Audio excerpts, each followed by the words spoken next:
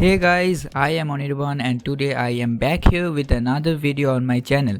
In this video, I will be giving you a detailed review of the Apple iPad 8th generation and also will be sharing some of my own experiences after using it for a couple of weeks and also whether is it worth buying in 2021.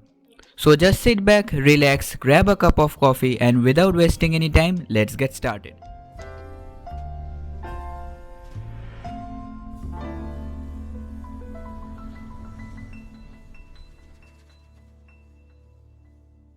Okay, so the brand new Apple iPad 8th generation was officially announced on September 15, 2020. In terms of build quality, the tablet is built with a glass front, aluminium back and aluminium frame. The screen type is Retina IPS LCD capacitive touchscreen and provides a resolution of 1620 into 2160 pixels. It weighs 490 grams. Its screen size is of 10.2 inches and 74.4% screen to body ratio. As you can see, mine is silver in color and you get two more color variants, that is gold and space gray. Now in terms of connectivity, you get two choices, that is one with Wi-Fi and another with Wi-Fi plus cellular, which means you can use a SIM card too as well in your iPad. In terms of storage, you get two variants, that is 32GB and 128GB. Now let's talk about what are the items that we get inside the box.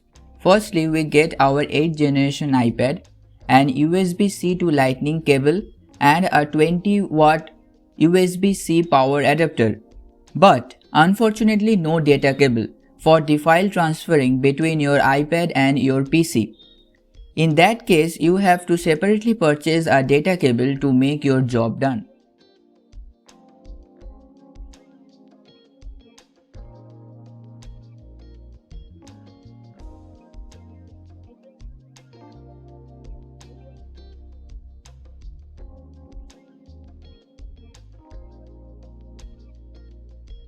At the front side of the iPad, we get the home button, that is the fingerprint scanner, the front camera.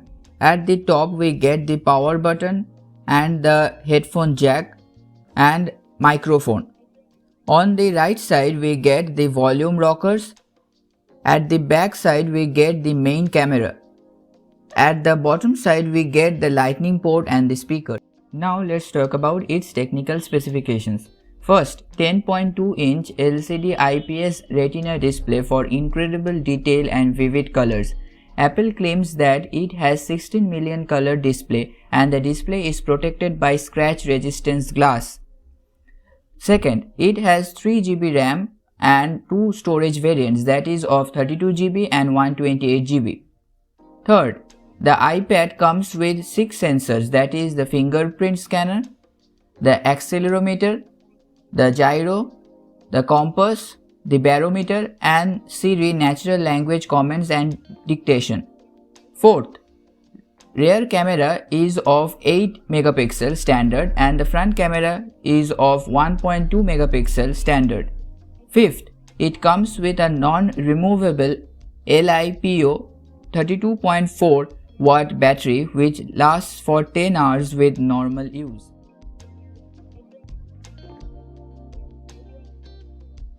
Now let's talk about some of its advantages. Good news for music lovers as this iPad comes with a 3.5mm headphone jack for audio output. Number 2.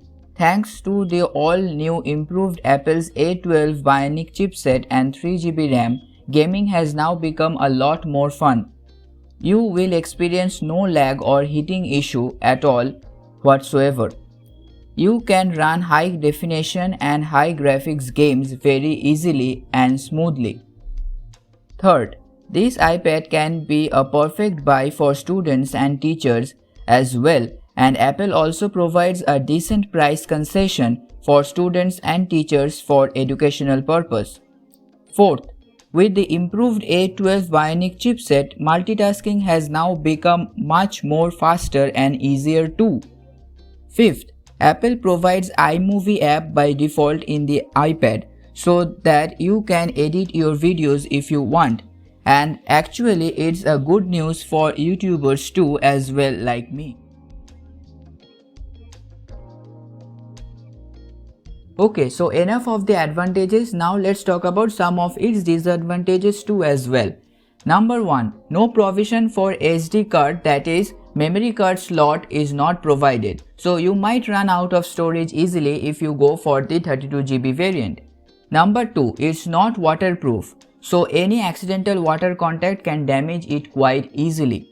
Number 3. According to me, this device is not suitable for those people who love painting or doing other drawing stuffs.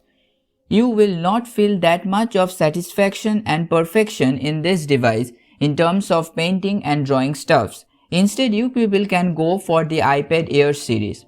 Number 4. No NFC technology provided by Apple in this iPad. That's why if you purchase the cellular model too as well, you will not be able to make payments via NFC, which is quite annoying.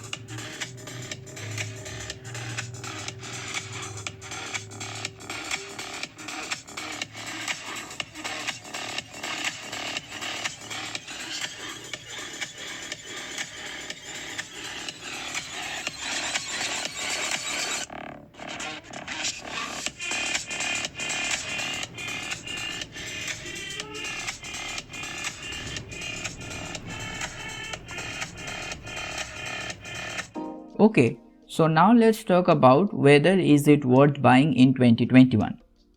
According to me, the answer to this question is a big yes.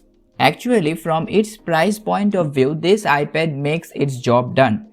And it is Apple's one of the cheapest iPad right now in the market. I personally purchased it for my educational purpose and also for doing my editing video stuffs and all that. I would like to recommend you all to purchase this iPad as it's worth the price, and students and teachers will also get special price concession too from Apple for educational purpose. Hope you guys liked and enjoyed this video. Please make sure to hit that subscribe button and share this video to all those people you know who are thinking of buying one for themselves. Thanks for watching and see you guys in the next one.